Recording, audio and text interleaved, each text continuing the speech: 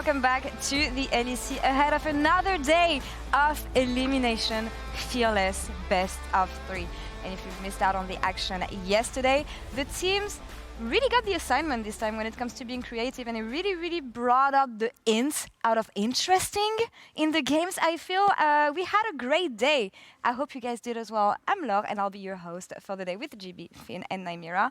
Any takes on yesterday, guys, and how things went? It was a joyride, and I'm happy because my boy 113 finally delivered on his promise. I think he had a great series yesterday. Yeah. Some oopsies here and there in game 2, but in general he came in with a lot of energy, a lot of creativity, and that is what we want to see from him. We want to see these highs because we've seen a lot of the lows, and seeing him come into the playoffs with these highs, it's just, I love to see that. But that's what's so fun about him, isn't it? It's the unknown quantity, right? He's got that game 1 where it pretty much felt like the cleanest game that BDS probably played throughout all of winter. Onto game 2 where, all right, we just had the cleanest game we played in all of winter. Let's do it again. And then they're overconfident. They're kind of running it down a bit. But my word, it was entertaining. And I was super happy with the games yesterday. They get to defend their pride, their spot and everything again today. It's going to be hard, honestly, for both teams. I feel like neither of the series we've seen yesterday were clean.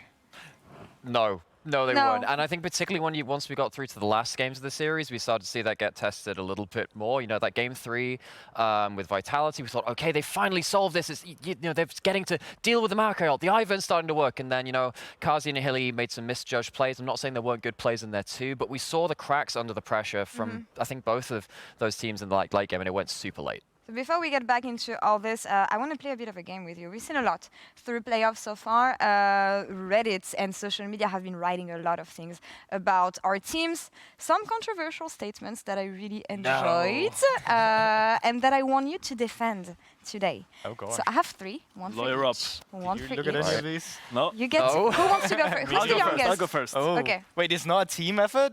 No. Wait, are you each of you. So we're defending it from the others on here, or what?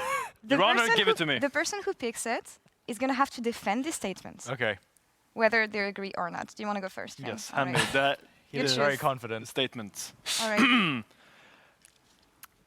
Oh, it's my handwriting. I'm sorry. Fearless draft didn't make teams worse. It just Exposed. Exposed some Exposed existing weaknesses. That some they have. existing weaknesses.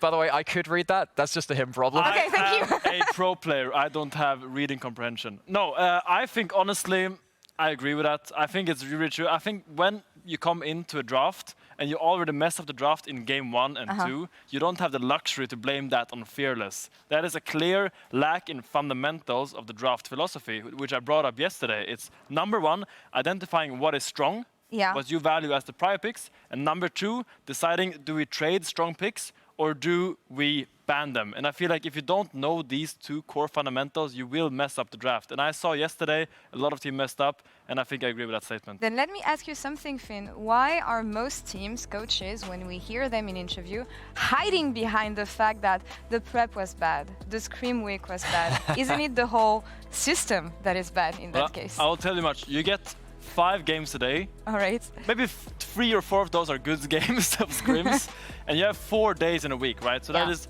20 games in total, maybe 15 games of quality, and you gotta define your entire philosophy out of these 15 good games, in my opinion.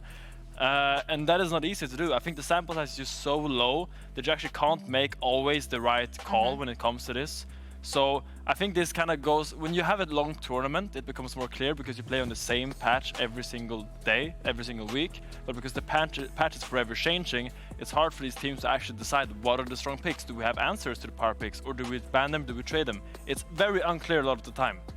I like the defense. All right. Do we argue with them, or is it just what? No, you don't argue with Okay, them. fair enough. There's Sorry. no space for this. Sorry. Hold the horse. I'm not picking any fights. I'm not Take your picking any horses, fights. hold I'll them. pick one of them. I'll take the one closest to me.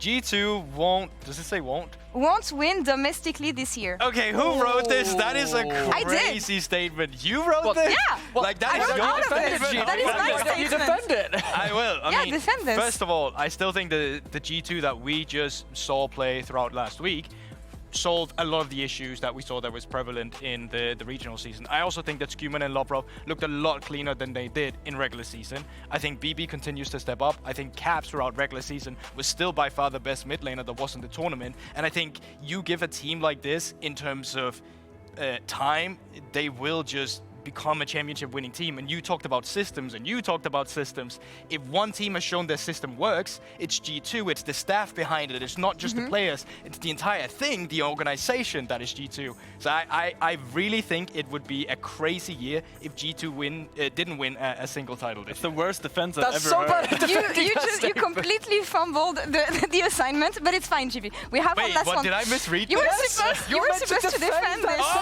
Anyway, That's the whole point. that's fine.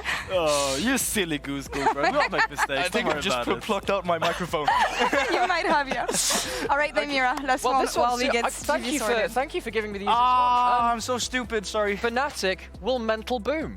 I think this one's pretty easy. We already saw it in their first matchup, right? All it takes is just a couple of players being upset, very vocal player. If upset has a bad day, where does that vocal go? Where do the comms go with that? They're definitely a team which has built a lot with the pieces that they've had, but we've seen Mickey had bad games, we've seen Upset had bad games.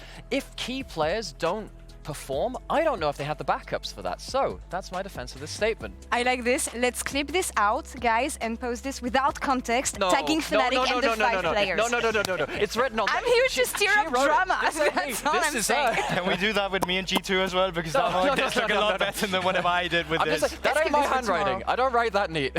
Anyway, we have, as we said, 2 elimination best of 3s today. The first one is going to be BDS, Fnatic, and guys, it feels like BDS so far is more fighting their demons rather than they're getting ready to fight another team. Hello, Fnatic. Hello, Marek, Razork. Yeah, with a clear sign. What is going to be BDS's entrance? All right, thumbs locked up. in. They're all locked in. This just tells me 1-3 is FLICKR. The Mbappe celebration from Nuke here, of course. It's not quite the Lamborghini French they player. arrived in Yeah, at one time. yeah. You know? No, not really. Budget cuts, I guess, for BDS here. Anyway, sorry. I'm sorry, I wasn't supposed to host today. That's yeah. No, that you're good. You're We'll good. see what happens. Let's talk about BDS and the way they came back yesterday. Not so convincingly, as I said. They're still battling with some issues that they have, but in the jungle, 113. 130. 130. No, I mean, honestly, sure, I think they played really good yesterday and they stepped up and showed what BDS can look like when 113 and Paris is working in tandem well. But I also have to be honest and say that was a very struggling Vitality that they beat not that convincingly yesterday. And coming into today versus a Fnatic that we hope is on the revenge path, that we hope have washed off last weekend against G2, and we hope are coming in strong today. I need to see more from BDS, because what we saw yesterday was not enough to take down a Fnatic in form. what more do we want to see, though? So they need to start showing more of the versatility they had. They've shown the poke comp in the regular season. They've started to show some more of the tank initiators working well as a team in playoffs as well. Has to be more versatile. You need to make sure you have fullbacks, because I'm not sure you can do it in 2 games against Fnatic, and even in the form which they've shown in their last series. They need to show that they've got a little bit more depth. But honestly, you know, I was recording content with them after their games yesterday as well, and they weren't happy players after their win. I can tell you that. Like, they were spending the time while they were getting mic'd up. They were saying, okay, what do we think about this play we had here? What was like, they were already doing semi-VOD reviews, and they clearly weren't happy with the level of play they were displaying. So I thought it was super impressive, because you could see how locked in they were from the get-go in terms of trying to come back and bounce back as soon as possible, making sure that they're set up for success today. And I do agree, like, they're obviously coming in as underdogs. There were a little bit of misplay. I mean, there were grief plays yesterday where they're just feeling themselves too much. They need to have more restraint today if they want to beat a team like Fnatic. And what is it going to take for them to beat Fnatic? Because, again, 3 games yesterday in a fearless format where they were struggling already. I'm just wondering, Finn, do they have more tricks up their sleeve? I mean, I just want to highlight that we have seen teams do lower bracket rounds. When you come into a weekend where you play multiple best of series and you win the first one, some people are really good at using that momentum and snowballing that into a full run. I think about Rogue in 2022 when they did a lower bracket run. I think there's a lot of teams and a lot of history that proves that when you come into a lower bracket run and you win that first series, this momentum, this confidence you can get from that can snowball, and you can actually come in as an underdog and take over and win that a game that maybe you're not favored in. What about Fnatic then? Because up until last week, Naimira, it was the Fnatic that we have been promised. Yeah, I know, but now you're going to have to go the other way. But yeah, it was the Fnatic that we have been promised, and then G2 happens and everything goes bad, the usual. Is it going to be enough? Have they been exposed in terms of weaknesses? Because Oscar tweeted something after that series. I know that Upset was sick, but they do not want to make this as an excuse. For Oscar, the issue was their objective setups, maybe the approach that they had. What do you see of ways of correcting this, Naimira? Well, this is the difficult thing, right? Because I think in a couple of the post-match interviews as well, Grabs was saying, we got what we wanted, but also G2 got what they wanted. It wasn't like they were feeling like they didn't have the tools for the job. They have to have really good practice. They were also complaining about the practice they had at points in the regular season. So I hope that in the time that they've had, since these statements were made and since those games happened with G2, that they've had a bit of a chance to take a step back, really hit those scrims hard, and practice those objective setups. I saw you two looking at each other. I was like, I was wondering if you wanted Trying to to judge talk. the vibes, or? I don't want to talk. Okay. Closing thoughts on Fnatic, Finn? I mean, I think when you look at Fnatic across the board, there's just so much talent on this roster. You can't like deny this. And coming into a series like this, when you look at like BDS, how they've been struggling, I expect Oscarinian to perform well. I expect Humanoid to perform well. I expect that bot lane to perform well. That's the expectation that we have set on them, the expectation that they have set on themselves. Just so we need FLICKR. to hold them to that standard. Yeah. I think we can't come in here and underplay this. No, I do agree, and I think for specifically for me, I am just looking at some of those objectives because, like, you remember the Articon that just randomly started up all these things, right? They just need to be more precise with their setups.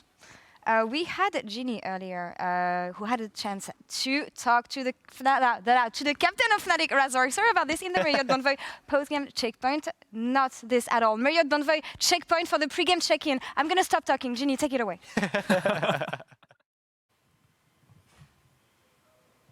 Hi, Ginny here, joined with Razork from Fnatic. Ahead of your game against BDS, I would love to have a conversation all the way about last week. Would love to start there with your game against G2. There were a lot of expectations. You guys had a great regular split. What do you think made it miss the mark? Well, I think last week against G2, I was really off that day. We had Elias, which is like the one that talks a lot in game, sick. So that was already not good.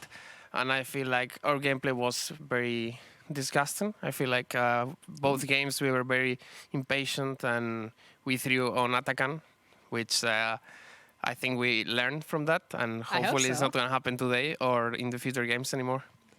How do you actually make sure that doesn't happen again? Because, you know, Fnatic, the throwing, the curse, I mean, Jackie's yesterday was like, you know, let's just hope that Fnatic isn't like, you know, mentally boomed again. It feels like it's a curse that's following you guys around regardless of the changes that you make. So what makes today different? Well, yeah, I mean, we usually in Fnatic, when we lose games, then like the theory is like we are going mental boom. I think it's not the case this time. I feel like last week, as I said, we were very impatient and we got a pick and we were like trying to do Atakan or like very greedy with our gameplay. We have been practicing towards it and making sure that it doesn't happen again. So we are going to be less greedy in game and play more as a team. And then we will slowly work on maximize the potential that we can get out of any play. We love a self-aware king. You know, I'm happy that you guys have like figured out maybe what's going wrong. You're going up against BDS, and you guys were in the lucky position where you could watch their game yesterday. You could really figure out what their game plan is. They didn't necessarily have as much time to prepare for you guys because they had to prepare for their game. How are you feeling about this matchup? What is it from yesterday's games from BDS that you said, oh, that is something we can exploit?